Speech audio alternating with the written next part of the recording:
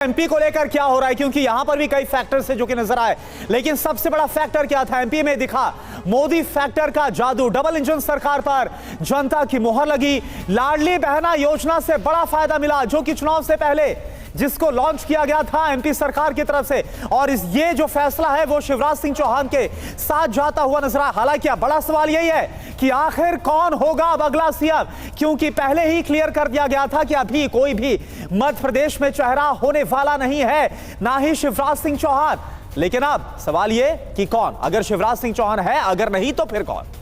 तो मध्य प्रदेश में अटकलों का बाजार गर्म है और यहाँ भी कुछ बड़े नामों को लेकर चर्चा जरूरी है, लेकिन उसमें सबसे पहले देखिए किस तरीके से नाम शिवराज सिंह चौहान के साथ साथ अब नरेंद्र सिंह तोमर का भी सामने आ रहा है। केंद्रीय मंत्री और कद्दावर नेता हैं, और जबकि प्रदेश के सबसे लोकप्रिय नेता शिवराज सिंह चौहान को लेकर अब क्या फैसला होगा, इस पर नजर रहेगी। हालांकि सरकार चलाने का 19 साल का शिवराज के पास जो अनुभव है, वहीं नरेंद्र सिंह तोमर की बात करें तो चुनाव में प्रबंधन समिति के ये संयोजक भी रहे हैं। करुणा बिल्कुल, और इसके अलावा देखिए महिला वोटरों का भरपूर समर्थन शिवराज सिंह चौहान के साथ है। नरेंद्र सिंह तोमर की बात करें, केंद्रीय नेतृत्व के बेहद ये करीब हैं, और साथ ही साथ राज्य की बेहद गहरी समझ रखते हैं शिवराज सिंह चौहान। नरेंद्र सिंह तोमर नए चेहरे को जिम्मेदारी की जो उम्मीद है वो जताई जा रही है। तो ये तमाम फैक्टर से जो कि शिवराज सिंह चौहान या फिर नरेंद्र मोदी, जो कि एक कड़ा मुकाबला नजर आ रहा है। इसके अलावा प्रहलाद सिंह पटेल की बात करें, वीडी शर्मा जो प्रदेश अध्यक्ष मध्य प्रदेश के, उनकी बात करें तो इनके साथ क्या फैक्टर्स जाते नजर आ रहे हैं। शिवराज की बात, बड़े ओबीसी नेता है, तो वीडी शर्मा की बात करें मध्य प्रदेश बीजेपी के ये अध्यक्ष, और देखिए इंदौर की रैली में वहां पर कौन था प्रधानमंत्री मोदी के साथ? सिर्फ वीडी शर्मा नजर आए थे। इसके अलावा राज्य में ओबीसी की 50% आबादी है, और उसी से आते ओबीसी फैक्टर जो है वो इनके साथ जाता हुआ नजर आ रहा है। और वीडी शर्मा की बात करें, चुनाव प्रचार में पीएम के साथ नजर आएंगे।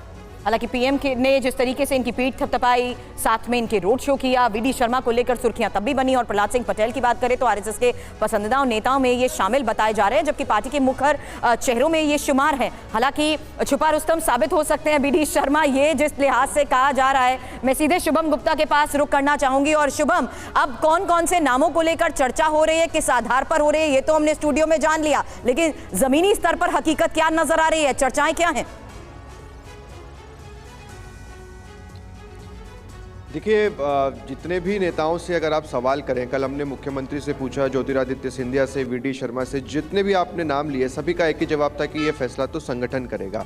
मगर आप देखिए कि इस चुनाव में जब 3 केंद्रीय मंत्री और 7 सांसदों को उतारा गया, इसमें कैलाश विजयवर्गीय को अलग से आप रखिए, तो यही कहा गया कि देखिए हमारे पास तो कितने मुख्यमंत्री के चेहरे हैं और उसके बाद हम तय करेंगे कि कौन मुख्यमंत्री होगा। हमारे पास तो 7-8 चेहरे हैं। मगर फिलहाल अगर आप एनालिसिस ग्राउंड पर करें तो देखिए इतनी बड़ी जीत है, मुख्यमंत्री शिवराज सिंह चौहान की भूमिका बढ़ी रही है। आने वाला समय लोकसभा चुनाव का है।